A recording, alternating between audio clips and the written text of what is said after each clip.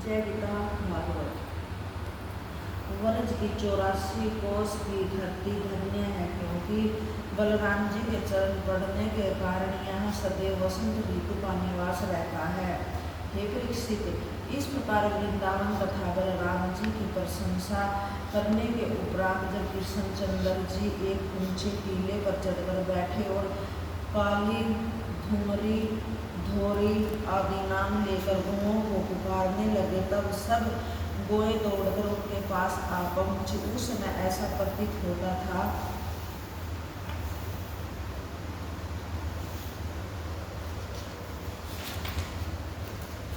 मानो चंद्रमा के चारों ओर रंग बिरंगी घटा घिर आई हो। कुछ देर बीतने पर श्री श्याम जी ने गौओं को तो हाँक दिया और आप बलराम जी सहित कलेवा करके कदम के वृक्ष के नीचे एक सखा की जान पर मस्तक रखकर सो गए। जब निद्रा भंग हुई तो बलराम जी से कहने लगे कि हे भैया, हम और तुम ग्वालों की अलग अलग टोली बनाकर फूलों से लड़ाई लड़े तो आनंद आएगा। यह बात सबने स्वीकार की। तब सब ग्वाल बाल तथा गौ दोनों भाई के साथ आधे आधे बट गए और रंग बिरंगे फूल तोड़कर झोली में भर लिए। तंत्र उपरांत एक दूसरे को फूलों से मार मार कर खेलने लगे। कुछ देर इस भांति खेलने के पश्चात फिर अपनी अपनी गौएं लेकर अलग अलग चरने लगे। इतनी कथा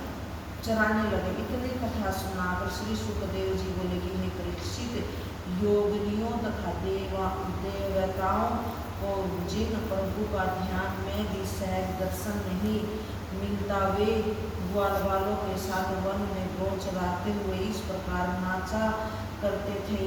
उनकी महिमा तथा लीलाओं को जानने का सामर्थ्य किसी में अस्तु है। परीक्षित, बलराम तथा कृष्णचंद्र जी के सखाओं में मुख्य सखा थे श्रीदामा।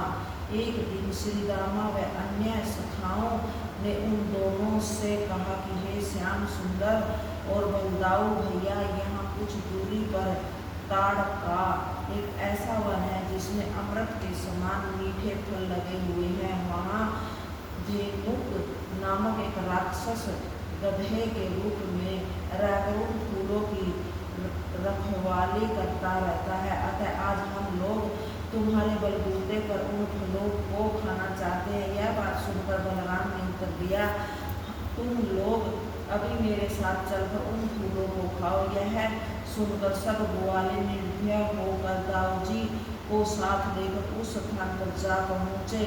वहाँ जब बलराम जी ने एक वृक्ष को जोर से पकड़कर हिला तो उसके फल टूटकर नीचे गिर पड़े। उस समय फलों के गिरने का शब्द सुनकर धेनुक राक्षस चिल्लाता हुआ वहां पहुंचा। जब उस गधेनु रूपी राक्षस ने बलराम को धूलते मारनी चाही, तब उन्होंने उसको एक टांग पकड़कर पृथ्वी पर पटक दिया। जब वह फिर उठकर खड़ा हुआ तथा बलराम जी को धूलते मारने लगा, उस समय बलदाऊ जी ने उसकी दोनों टांग पकड़कर एक ऊंचे वृक्ष की टाली पर ऐसे फेंका दिया कि वह उसी समय नीचे गिरकर मर गया तथा उसके साथ ही वृक्ष भी टूट गया। उसे मरा हुआ देखकर अनेक राक्षस बलराम जी को मारने आए, परंतु उन्होंने सब राक्षसों को पल भर में मार गिराया। परीक्षित, धेनुक राक्षस के मारे जाने पर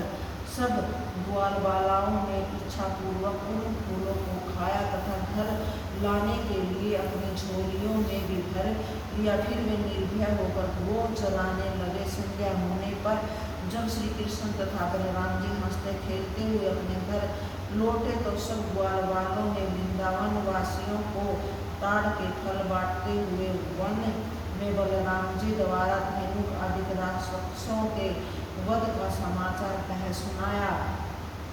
उसे सुनकर सब लोगों को बड़ी प्रशंसा हुई। दूसरे दिन श्री कृष्ण जी ग्वाल वालों के साथ गौ चराने के लिए वन में गए, परंतु बलराम जी घर पर ही रह गए। उस दिन वन में चरते समय सब गौएं इधर उधर छिड़क गई। यह देखकर सब गोप ग्वाले श्री कृष्ण जी को छोड़कर वो ढूंढने चल दी। गोए तो मिल गई, परंतु प्यास के मारे उनका बुरा हाल हो गया, इसलिए उन्होंने यमुना जी का विषैला जल पी लिया। यमुना जी में काली नाग का निवास था, इसलिए उसका पानी विषैला हो गया था। जब प्यास के मारे ग्वालों तथा गायों ने उस कुंड का पानी पिया, तब सब मूर्छित होकर पृथ्वी पर गिर पड़े।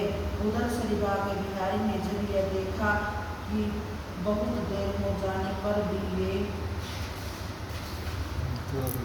लौटकर नहीं आए, तो ढूंढते ढूंढते उस स्थान पर जा पहुँचे। सब सकेत मरे पड़े थे। जय गीता।